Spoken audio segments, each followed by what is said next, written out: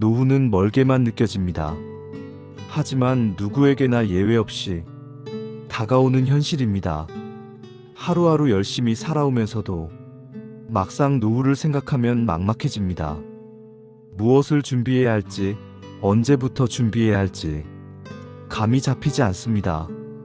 젊었을 때는 나도 언젠가는 은퇴하겠지라고 막연히 생각하지만 그 순간은 예상보다 훨씬 빨리 찾아옵니다. 그리고 준비가 되어 있지 않다면 그 변화는 위기가 됩니다. 노후는 단지 나이가 드는 것이 아니라 삶의 방식이 완전히 달라지는 시기입니다. 일에서 손을 떼는 순간 수입이 끊기고 사회적 역할이 사라지며 관계가 줄고 몸도 예전 같지 않아집니다. 그 변화 속에서 무너지지 않으려면 미리 준비해야 합니다. 단순히 은퇴 후 살아가는 것이 아니라 제대로 살아가기 위해서입니다.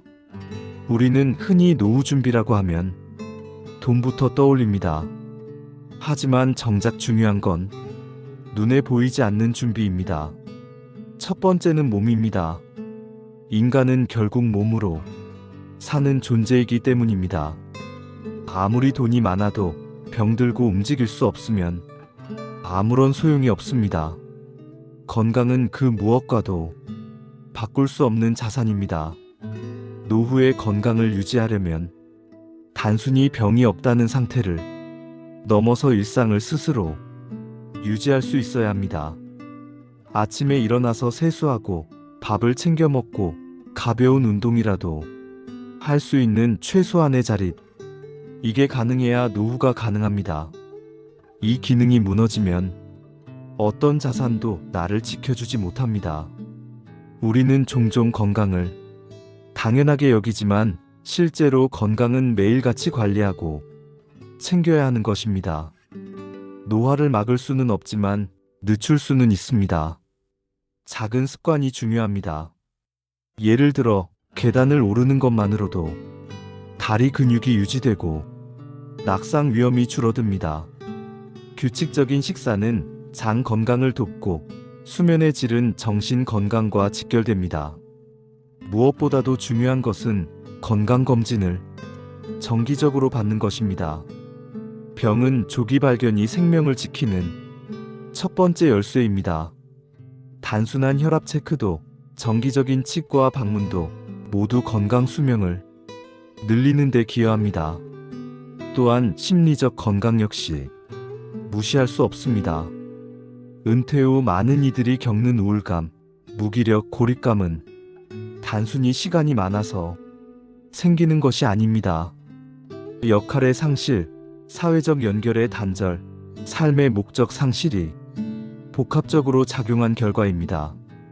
이를 방지하려면 은퇴 전부터 새로운 역할을 고민해야 합니다. 손주를 돌보는 할머니, 자원봉사자로 활동하는 아저씨, 지역사회 강사로서의 역할 등 나의 새로운 정체성을 준비하는 것이 필요합니다. 심리 건강을 위해선 일상성이 필요합니다.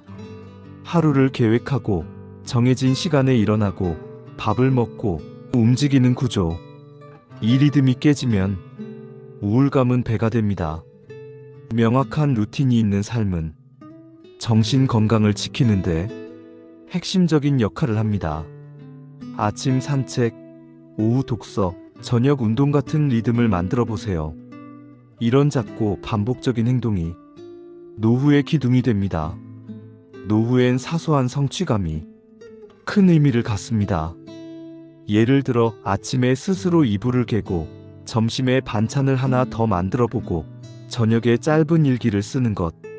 이런 자잘한 일상의 반복이 결국 자존감을 유지하게 만듭니다. 자신이 여전히 쓸모있는 존재라는 믿음. 그게 노후 정신 건강의 핵심입니다. 다음은 돈입니다.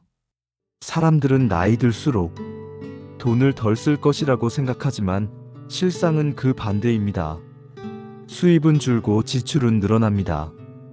의료비, 간병비, 주거비, 여기에 예기치 못한 사건까지 겹치면 아무리 준비된 사람도 순식간에 무너질 수 있습니다.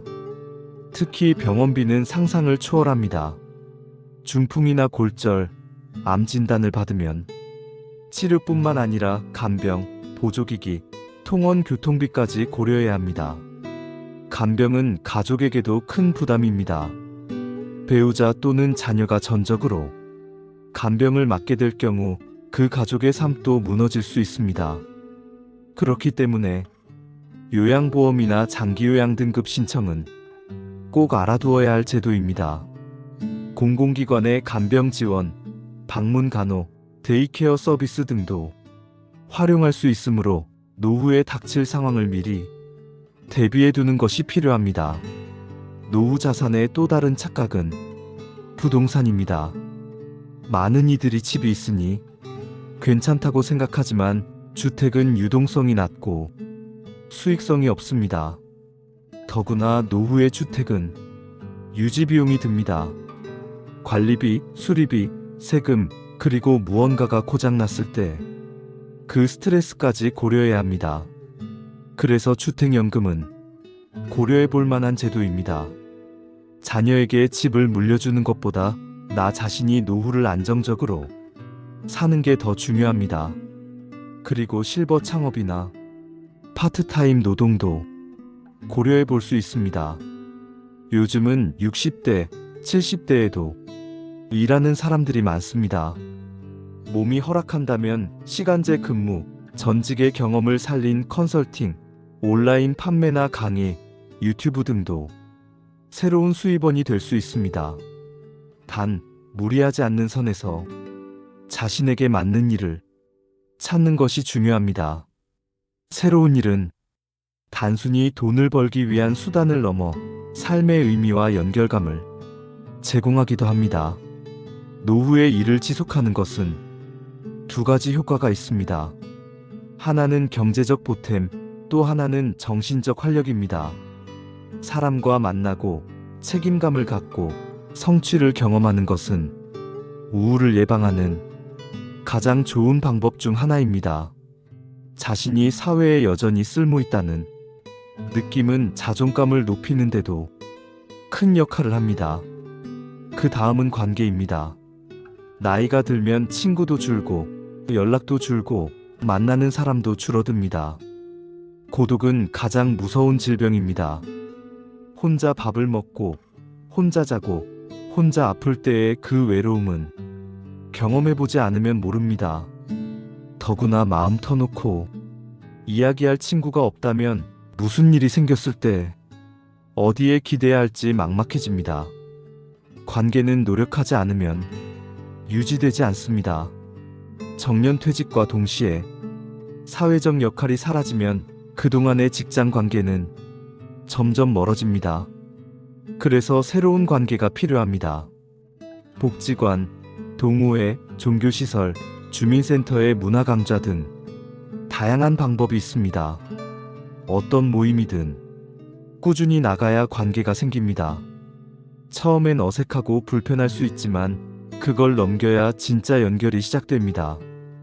특히 노년에는 친구보다 더 중요한 존재가 배우자일 수 있습니다. 평생을 함께한 사람이지만 은퇴 이후가 되면 하루 종일 마주보는 사이가 됩니다. 그래서 부부 사이의 관계가 노년의 행복을 좌우하게 됩니다. 서로의 생활 리듬을 존중하고 각자의 공간을 지켜주는 것이 필요합니다. 매일 3시간 이상은 각자 외출해서 자기만의 시간을 갖고 저녁에 만나면 오늘 있었던 일들을 나누는 게 좋습니다. 이게 반복되면 노년의 일상이 풍요로워집니다. 나와 함께 웃을 사람이 있는가? 그것이 바로 노후의 품격입니다. 관계 속에서 가장 조심해야 할 것이 바로 말입니다. 무심코 던진 한마디가 관계를 단절시킬 수도 있습니다. 특히 나이가 들수록 말이 거칠어지고 조언이 지적이 되기 쉽습니다. 상대방을 비난하기보다는 이해하려는 자세, 내가 틀릴 수도 있다는 열린 태도가 필요합니다. 친구가 떠나지 않게 하려면 판단보다 경청이 앞서야 합니다. 나이가 들수록 대화는 경청의 기술이 필요해집니다. 내가 무엇을 말할지보다 상대방이 무엇을 느끼고 말하는지를 들을 수 있는 귀.